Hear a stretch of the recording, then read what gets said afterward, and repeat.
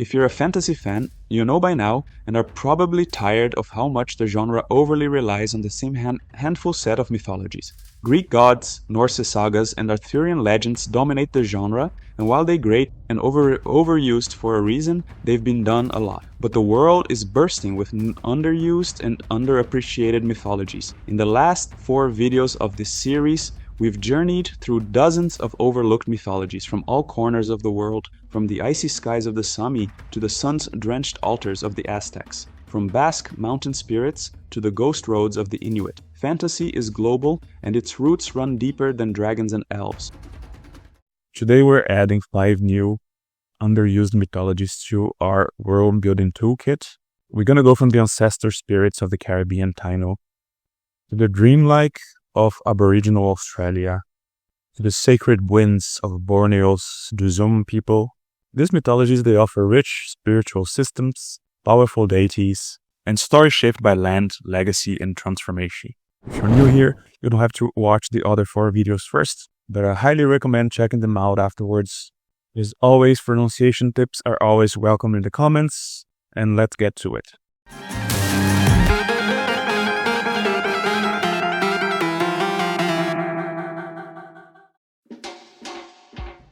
Taino mythology comes from the indigenous people of the Caribbean, especially in what is now Puerto Rico, the Dominican Republic, Cuba, and the Bahamas. Their spiritual world is deeply intertwined with nature, community, and ancestral spirits. At the center of it all are powerful deities and mysterious creatures that shape the lives of mortals through cycles of creation, nourishment, and destruction. Yukahu is one of the most revered Taino gods, associated with cassava, the staple crop that sustained Taino society. As a benevolent deity of agriculture and peace, Yukahu represents harmony between humanity and the earth. He's not a warlike or jealous god.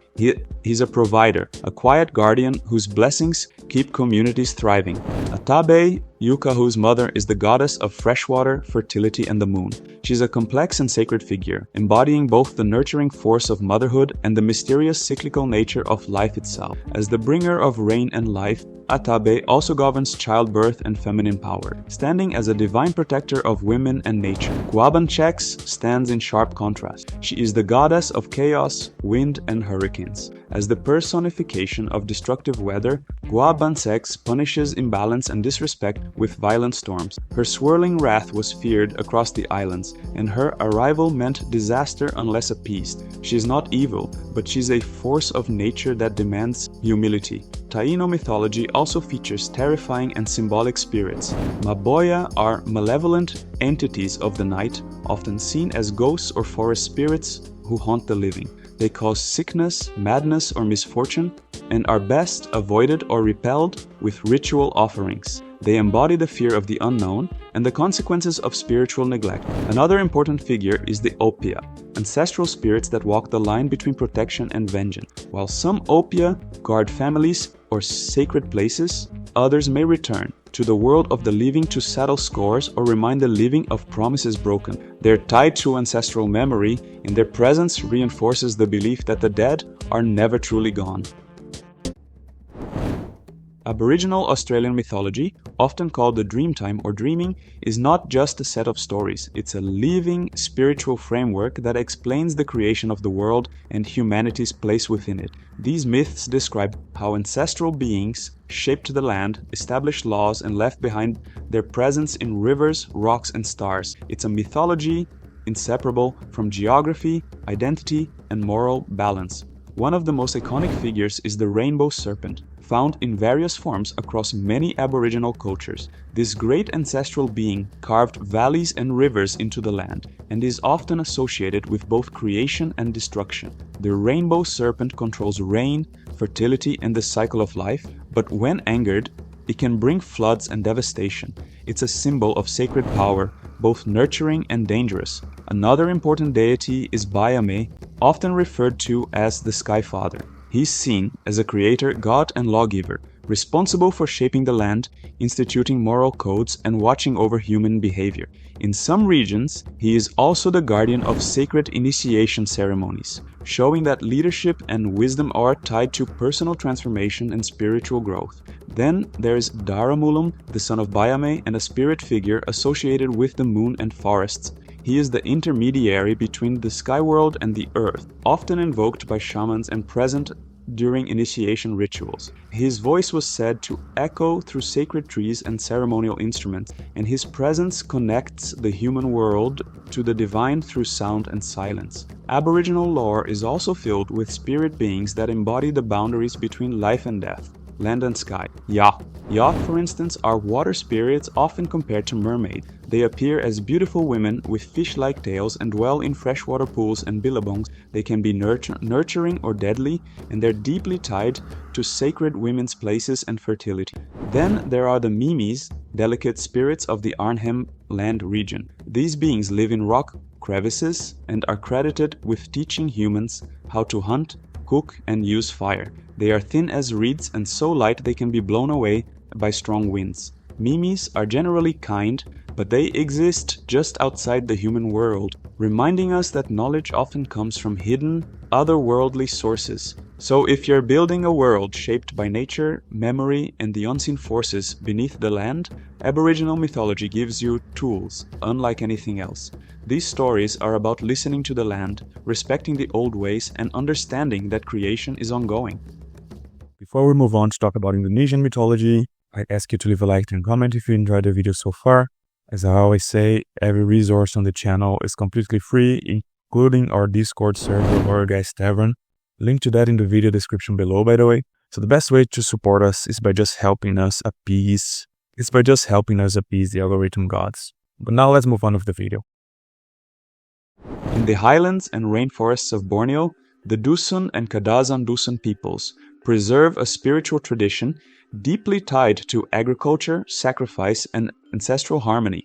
These are communities where myths are inseparable from rice planting, ritual ceremony, and the sacred cycles of life and death. At the center of their cosmology is the powerful idea that life is sustained through giving, sometimes even through loss. The central figure in many Kadazan Dusun myths is Huminodun, the daughter of the creator god Kinorohingan.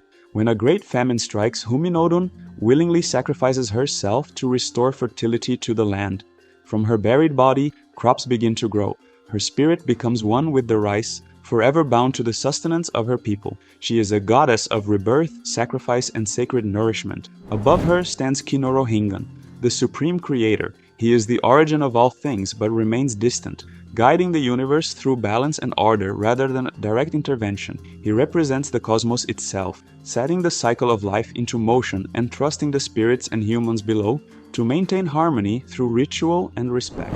Another powerful being is Susuku-on, a lesser-known spirit of protection and healing, invoked during agricultural festivals and illness. Seen as a guardian of village harmony, Susuku-on can either bless a home or leave it vulnerable, depending on whether rituals are properly followed. When it comes to spirits and creatures, Tombiro is one of the most feared and fascinating. Often described as a vengeful jungle spirit with a distorted face, the Tombiro lives in the forest and guards sacred places. He punishes those who disrespect nature, and his powers include controlling storms or vanishing into the trees.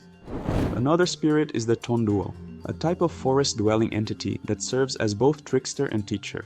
Tonduo might lead travelers astray for fun, but also reward those who show humility or cleverness. They are liminal spirits, living between mischief and guidance, reminding us that not all lessons are gentle and not all paths are straight.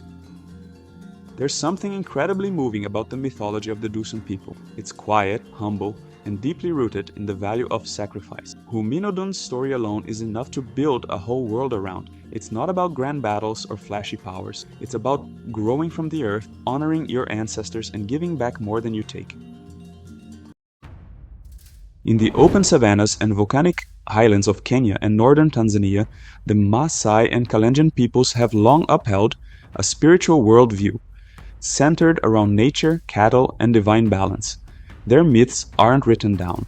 They're sung, danced, and told through generations. And at the heart of them is a deep reverence for the forces that shape the sky, the rain, and the soul. The central deity in both Maasai and Kalenjin cosmology is Enkai, or Engai, a dual-gendered god who embodies both benevolence and wrath. As the bringer of rain, Enkai is life-giver and sustainer, but when disrespected, Enkai also sends drought, lightning, and famine.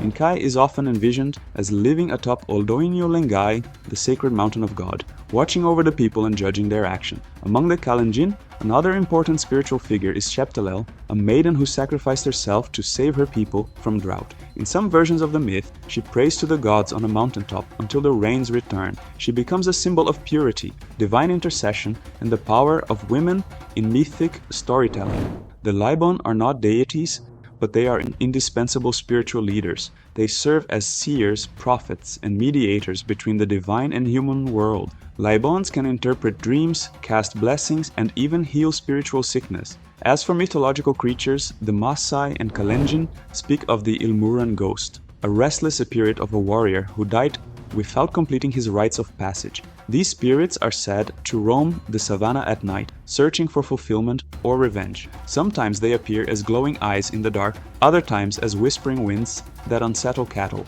They embody the fear of unfinished legacy. There are also tales of the Enai Bartak, a shape-shifting spirit that can appear as a beautiful woman or a wild animal. It tempts hunters and warriors away from their duties and leads them into madness or death. Sometimes a cautionary figure, sometimes a punisher of arrogance, they remind us that in this mythology, the supernatural walks among you.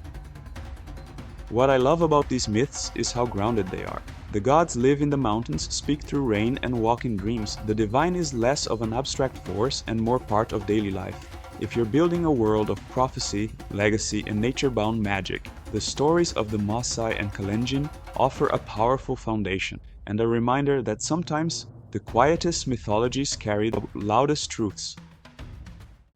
From the dense forests and misty lakes of Latvia and Lithuania comes Baltic mythology, one of Europe's oldest and least Christianized pagan systems. The myths of the Balts are deeply seasonal, tied to agricultural rhythms, celestial movements, and the balance between order and chaos. At the center is Dievas, the sky god, remote, orderly, and omnipresent. Though not especially anthropomorphic, Dievas governs the cosmic order, the passage of time, and the divine justice that holds the universe together.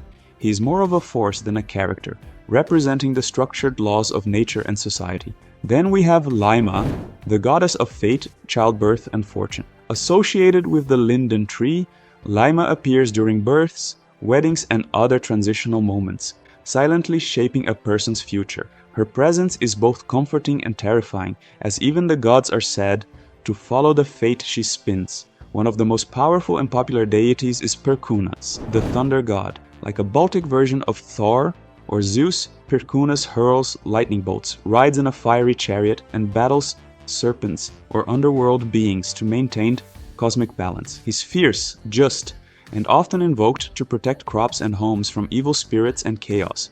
Among those chaotic forces are the Loams, eerie forest spirits that appear as beautiful maidens, aged crones, or shapeshifters depending on their mood and purpose.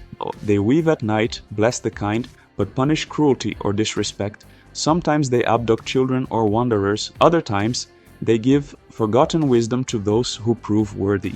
Another dark presence is Velnias or Velinas, a chthonic deity or demon who rules the dead, sometimes seen as an adversary of Perkunas. Velnias isn't always evil. He's a symbol of chaos, death, and the wild, untamed world beyond human control.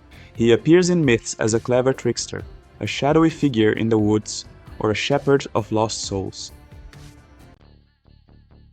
Baltic mythology is so overlooked, but it has everything. Fate-weaving goddesses, thunder chariots, shape-shifting forest spirits, and death gods, who might outwit you before they kill you. It's subtle, earthy, and deeply spiritual, with a constant tension between light and dark, order and wildness. If you want your world building to feel ancient, rooted, and just a little haunted, the Baltic pantheon offers an atmosphere unlike any other. So there you have it. 5 more mythologies, 5 unique windows into how cultures around the world have explained the divine, the unknown, and the powerful bond between people and their environment. When it comes to using mythology in your writing, it's all about finding that perfect balance between respect, creativity, and originality. By understanding the cultural roots of these stories, adapting them thoughtfully, and weaving them seamlessly into your unique world building, you can create something that feels fresh, while honoring the legacy of the myths you're inspired by. There's a whole world of magic waiting off the beaten path.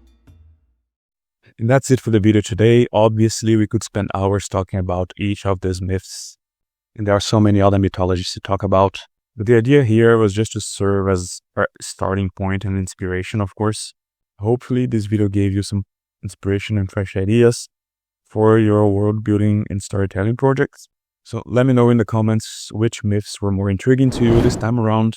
If there is anything else I haven't talked about yet and you would like to see in the next video. And don't forget to join us in our Discord. Thanks for watching and see you next time. Come join our Tavern discussion of fantasy storytelling and world building here at Loregeist. Give it a thumbs up, subscribe, and hit the bell for notifications. Thanks for watching, and may your tales be ever epic.